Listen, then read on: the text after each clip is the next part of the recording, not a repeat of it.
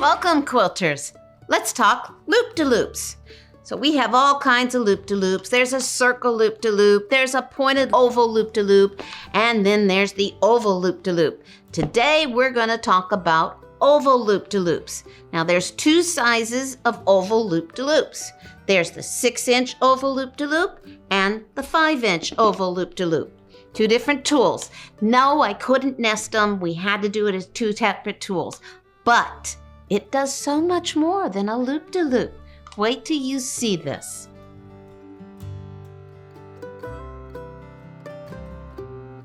The oval loop-de-loops. As I said, there's two sizes, a 6-inch one and a 5-inch one. They look a little different. They have the nice little channels. They are going to, because they are an oval loop-de-loop, we like to get, instead of stopping at a center point, we like to go all the way around that curve with one complete motion. This is a tool that you are going to use on the top and the bottom. So we are going to be flipping it, which means you need to get some grippy and spray it on your tool before you start using the tool. Let's look a little closer at this tool. That is a dashed line that's going across the bottom. We have a line that's going in it, so there's a C and a B. This is where we're going to start and stop and restart. So we'll be using those. They have a top line and again another line that goes through A and D. This is a stop point and this is a start point. The magenta lines should match up with your stitched lines. Now there's two other lines on here. There's a set of dashed easy to see lines with an H on it. That means heart.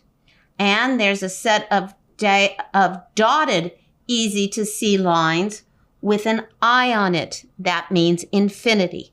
We'll come back to that. The first thing we're going to do is the loop-de-loop.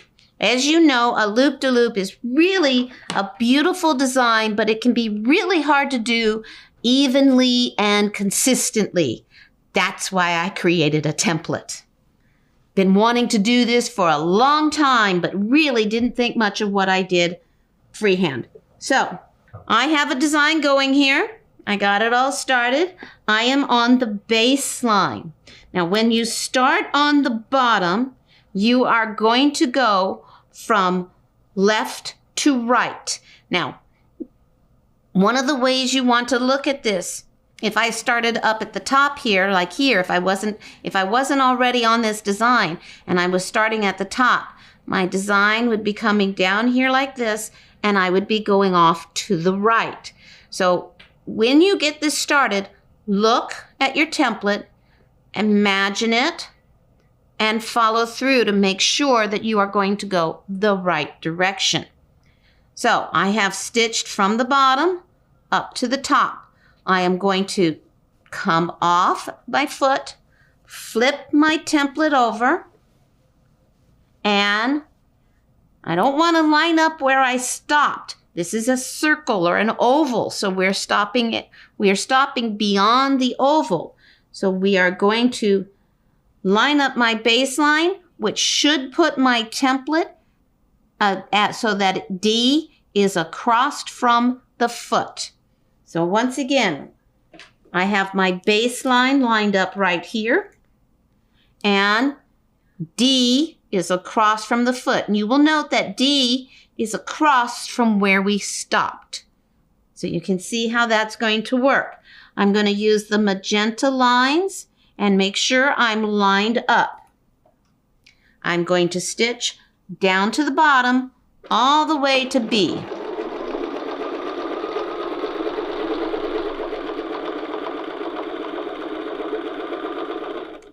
Okay, now take it off, flip it over. Now I want to line it up opposite of where I stopped on the template. So again, I'm lining up my baseline right here on my line here, and now my foot is across from C. That line is going right through where my needle is. I'm lining up my magenta lines on the stitched lines already. I'm going to stitch from C to A.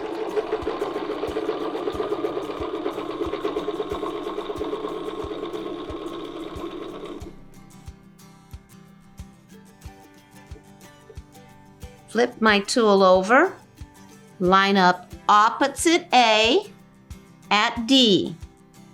Get my baseline down and line up my magenta lines.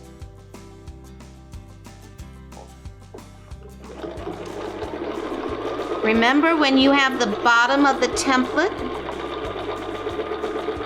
facing up, you will have parallax error. So it might look a little different. You have to allow for the fact that the lines are printed on the top when you have flipped the template over. So now when I flip it over here, the lines are back on the bottom, so there's no parallax error, and it is much easier to line up your template. You have to allow for parallax error when you have the template with the top touching the fabric.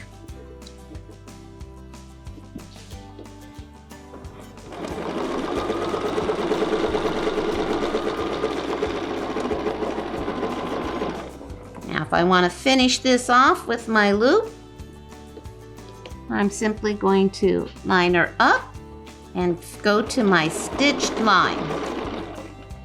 Over here, you can see that I just started right on the curve. I could have started on the baseline, but I started on the curve. If you want to have a completed loop at your start point, let's look at how that's going to be. All right, so I'm starting here, but if I stitch from here, I'm going to be going the wrong direction. So I've got it placed. I'm going to flip my template over and stitch the portion that would be completing the design, which is all the way to B. So now I come off, I flip my template over, I line up at C. So there's C right there, and my baseline on the bottom.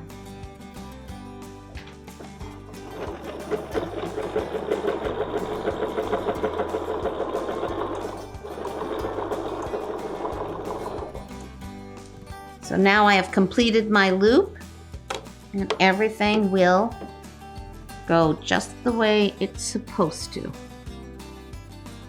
Line up my baseline, line up across from A, which is D.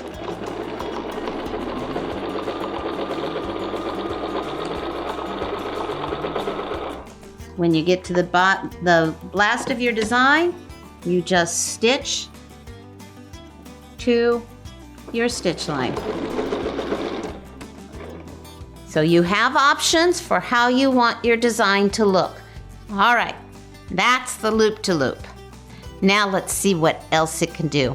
I think the one that I thought was the greatest was being able to create the infinity symbol as a border design. This is gonna be great. All right, so I have a nice long line drawn in here. We're going to start at the top of this design. This could be your seam that you're going to use. This could be a line that's already in your quilt. Say if there's a striped design in your border, whatever you're going to use. If you're going to drop this down the center of a border design and you don't already have that line in some way, shape, or form, you are going to want to draw it in. So now we are going to use a different set of lines. We are going to use the set of 3 easy to see line dots, not dashes. These are the dashes. You want the dots, and there is an I right next to those dots. It stands for infinity. So when I line this one up, we're going to start at the bottom and top of each curve. We're not going to start at A, we're not going to start down here at B, but we're going to start at the top of the curve, and we're going to stop at the bottom of the curve. And stopping on my center line, I'm going to flip the template from top to bottom, Now this is a symmetrical design, so I don't have to worry about it being slightly different. And again, I'm going to line up that dotted, easy to see line on the line on my quilt. I want to continue around, and basically we're stitching the long part of this. Okay, we're not worrying about the little curved tabs here, just the long design.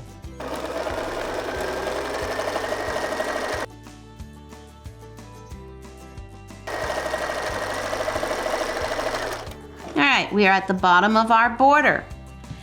Now we're going to flip the template from top to bottom. So I'm going to put the top on the fabric and the bottom up. Line it up exactly the same way, dotted line, and again, stitch the long curve.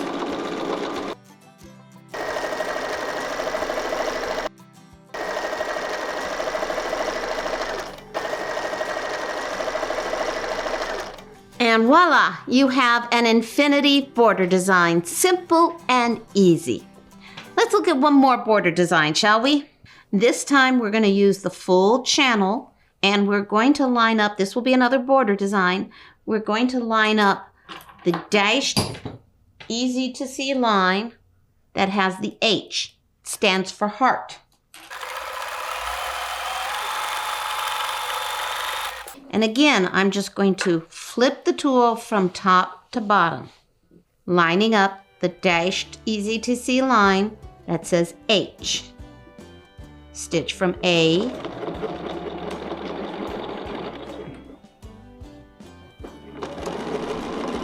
to B.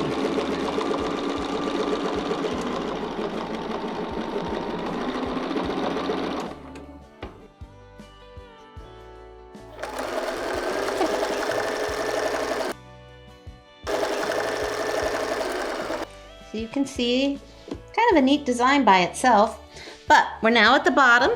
So what we're going to do is flip the tool from top to bottom. So I'm going to take it off, flip it over, and then line up back on B. Once again, taking the dashed, easy to see line that says H, and now you can see how we're going to complete the design the other way. So we're going to go from B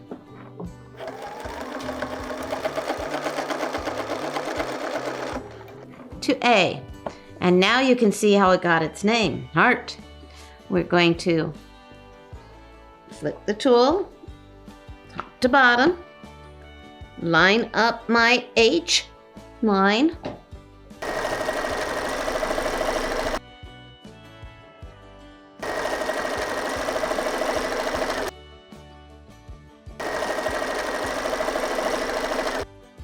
yet a second lovely border design.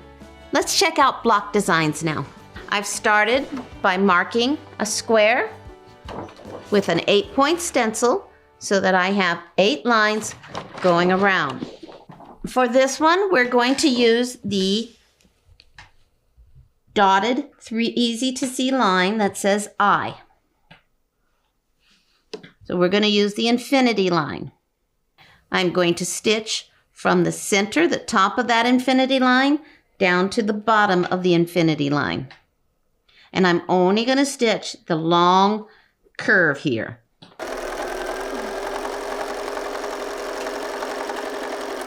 Stopping on the line, I'm going to flip my template over, top to bottom, line up my infinity line, and return to the center. Rotate the template to the next line, which will be a diagonal line, and repeat. When you get to the top, flip the template over, line up the infinity line. All right, I've got 6 more to do, so hang it for a moment.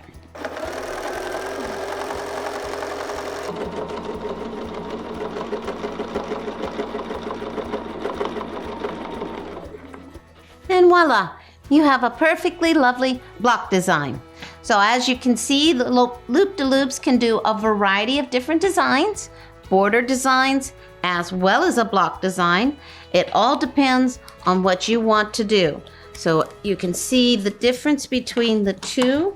This is the 5-inch loop-de-loop. This is the 6-inch loop-de-loop. And here's the 6-inch as a block design. And here's the 5-inch as a block design. The loop-de-loops do come in all 3 thicknesses. So 1/4-inch loop-de-loop is good for the Bernina machines, some other high shank machines, Baby Lock high shank, and of course your long armors. The 3/16 is good for the Baby Lock low shank. Some Jukies prefer the 3/16 and some Genomes like it. And of course the 1/8 inch is for your low shank, really low shank machines, Viking, Singer. If you're not sure which thickness of template you should be using, do check out my FAQ, which thickness of template is right for you. I hope you enjoyed the loop-de-loops. I had a lot of fun making them, and I am looking forward to all kinds of new designs that you find in the tools. Happy quilting!